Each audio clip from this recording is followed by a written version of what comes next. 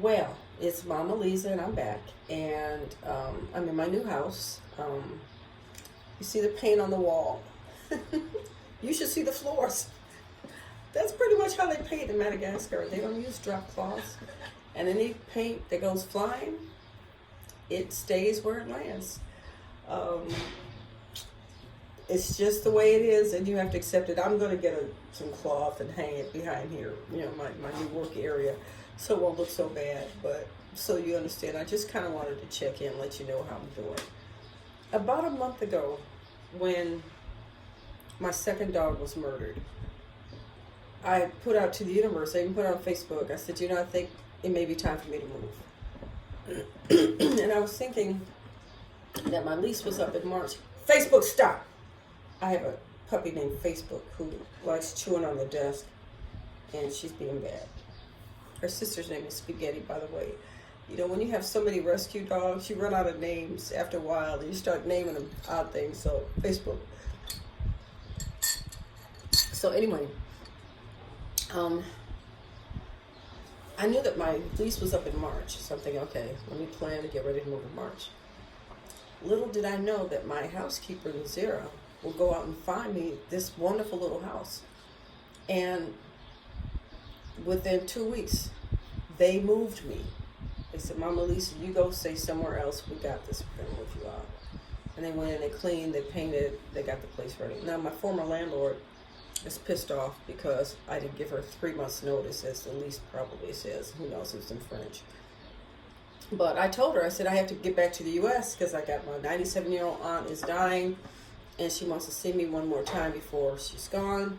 And with every other lease I've ever had here in Madagascar, being an expat, if you have to go back to the States, that invalidates the lease. So I expected that was part of this lease too. I didn't realize it wasn't. She's pissed off that she didn't get 3 months rent. She got the 1 month rent. She got the October rent. And that's all she's going to get. I left the place clean and painted, and she can rent it out again. I wasn't safe there.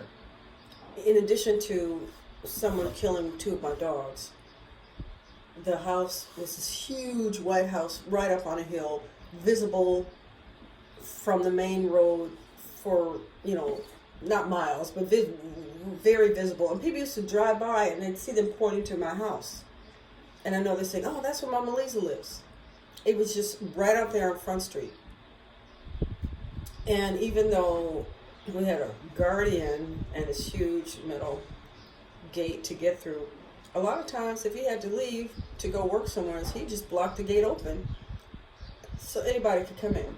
Now I know I got all these dogs, and any robber or anybody would have to get through the dogs, but that can be dealt with too. The point is, I needed to be in a place that was less visible, especially with a coup d'etat underway. And I just didn't feel unsafe. I just didn't feel comfortable there. I wanted to get into a more obscure, harder to find location. And Nazira, my housekeeper, came through with the cutest little 3-bedroom house for half the rent. My rent's now gone down to $120 a month for 3 bedrooms. And the good thing is, I'm back on city water. At the other place, we didn't have water because it's so far north, so we were on a well. And being this close to the ocean, the well water was, I said it was brackish, but it was really based salt water. So you're bathing in salt water. When you get a glass to get something to drink, the first thing you taste is the salt from the residue left from when you washed that glass. I brought all these seeds, and we planted these seeds, and nothing grew. I didn't realize how salty the water was. It killed my whole garden. And so now we're back on city water. I still can't drink the city water out of the tap. I still have to send it through my filter, but it's not salty. And I can bathe and without drying out my skin, and it's delightful. Oh, great. Puppy piss. I love puppy piss everywhere. So now I'm in a neighborhood that nobody would expect me to live in. And the great thing about this is I was walking one of the dogs this morning, just walking around exploring. And I'm like, wow, that's a really nice house. And wow, that's a really nice house. And wow, I mean, some really nice houses around here. And it's interesting because nobody would think that this part of town has these fabulous houses here. I guess if you know, you know, but most people wouldn't think, really? You know, they think, oh, you got to be down by La Corniche or, you know, the more affluent places where the expats tend to live. But this is a delightful part of town, and it's quiet. But the best thing about it is it's so calm. Everybody feels the calm. I wish you could see all the dogs. I have like 1, 2, 3, 4, 5, 6, 7, 9 dogs here in my room. Oh, 10 with the puppy. And they're all just chilling. At night, at the old place, they would bark incessantly. If they heard anything, they all start barking. But now they're just like, whatever. They bark every now and then, but there's just, this whole neighborhood has just this sense of calm and peace. And it's wonderful. So the point I'm trying to get at is that, Madagascar just went through a coup d'etat. And I just moved back here in February from Costa Rica. Had I known that this coup was going to happen, would I have come? Yeah, absolutely. I've been in Madagascar since 2017, off and on. I've been here about 6 years altogether. And I've seen a lot of political upheaval. The last election, 2019, was pretty bad. Bottom line is, anywhere you move, there's a possibility of political unrest. There's a possibility of natural disasters. There's a possibility of the currency devaluation. All kinds of stuff can happen. But if you stay in your fear, you'll never leave. You'll never do anything. And life is so much better outside the U.S. for black folks. You just got to be willing to make the first move. The first move. After I Blaxited in 2017, I moved 4 times. And I moved to Belize. Belize is a beautiful country, but it wasn't right for me. So I moved back to Madagascar. And then I moved to Jamaica. And I had visited Jamaica many times. Jamaica was like a second home to me. But moving there, to live there, it didn't fit at all. I hated it. I couldn't wait to get out of there. Jamaica, as a visitor, felt fine, but as a resident, excuse me, I've gotten a little bit of a congestion here. So then I moved back to the States for a few months to prepare to rejoin the Peace Corps. And then I did Peace Corps Costa Rica. And Costa Rica's, oh my God, it's such a beautiful country. I lived up in a mountain village, my host family. It was just amazing. But Costa Rica is so Americanized. Everywhere you go, there's American chains. There's Hooters, there's Burger King, there's Walmart, there's Krispy Kreme, McDonald's, Taco Bell, AM, PM, 7-Eleven, Taco, just everything you can think of. And I would be in some parts of San Jose, Costa Rica, which is the capital. And I'd look around, and it felt so much like the U.S. And it was not a good feeling for me. I did not leave the U.S.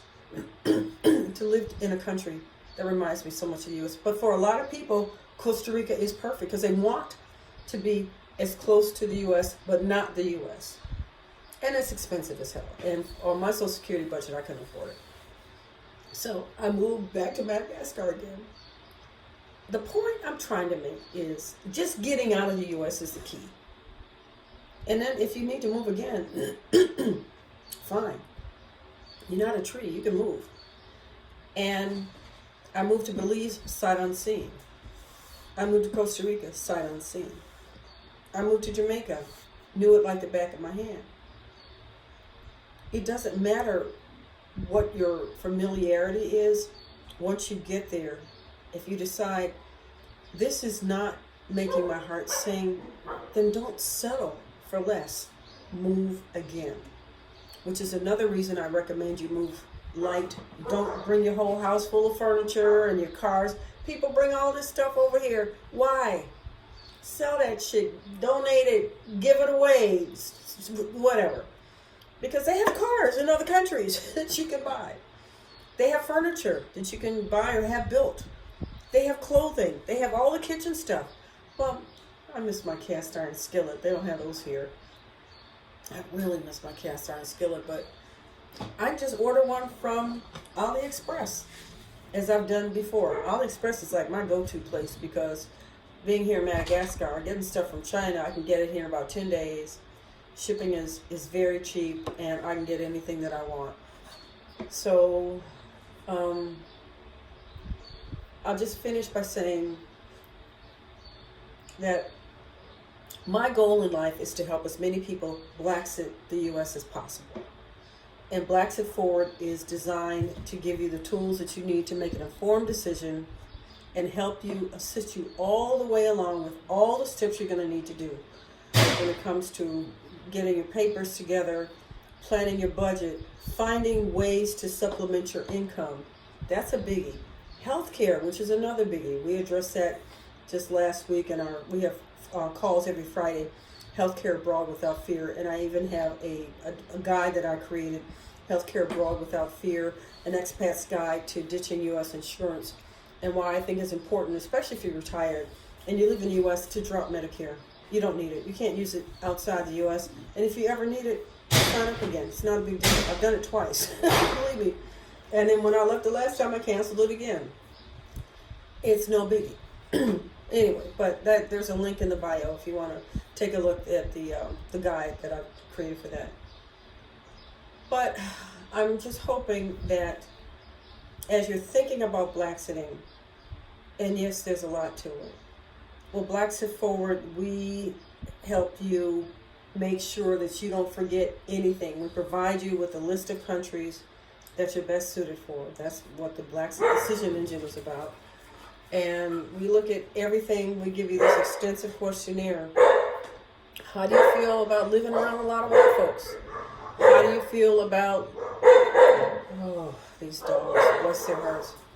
Anyway, I'm going to sign off now, but hopefully we'll see you, blaxitforward.com. And then we've got, if you sign up for my Blaxit Forward School community, it's $50 a year for the basic plan. You get the Friday calls every week, and you get a lot of handouts and free stuff. And then there's some upsells. Of course, there's always going to be upsells. But I'm hoping that you will see that even with the Coup, my life here in Madagascar is so much better than anything I could imagine in the United States. So, that's Mama Lisa, out for now.